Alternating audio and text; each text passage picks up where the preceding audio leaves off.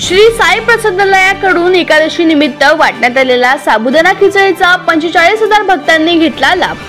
21,690 भाविकांनी घेतला अन्न पाकिटांचा लाभ। यासाठी संस्थानने 64 पोते साबुदाणा, 42 पोते शेंगदाणे, 700 किलो शेंगदाणा तेल आणि सुमारे 27,000 किलो बटाटे यासह इतर अनेक साहित्यांचा वापर केला। श्री साईबाबा संस्थान शिर्डीच्या वतीने आषाढी एकादशी निमित्त साबुदाणा खिचडी आणि अन्न पाकिट वितरित करण्यात आले।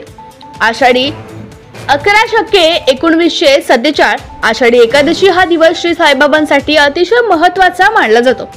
साईबाबांनी त्यांचे भक्त दासगणू यांना विठ्ठलाच्या रूपात दर्शन दिले होते।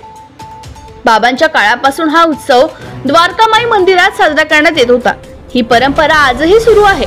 दुपारच्या आरतीच्या वेळी विठ्ठल भगवानाचा फोटो समाधीच्या चौथऱ्यावर ठेवण्यात आला, तर धूप आरतीच्या वेळी श्री विठ्ठलाची मराठी आरती गायली गेली। कर्नाटक येथील देणगीदार साई भक्त श्री एस प्रकाश यांच्या देणगीतून श्री समाधी मंदिर आणि परिसरात आकर्षक फुलांची सजावट करण्यात आली होती। या दिवसाचे औचित्य साधून संस्थानने विविध कार्यक्रमांचे आयोजन केले होते।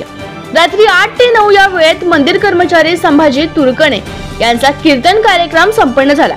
रात्री 9:15 वाजता श्रींची पालखी शिर्डी गावातून मिरवणूक काढण्यात आली। पालखी समाधी मंदिरात परत आल्यानंतर श्रींचे शेजारती झाली।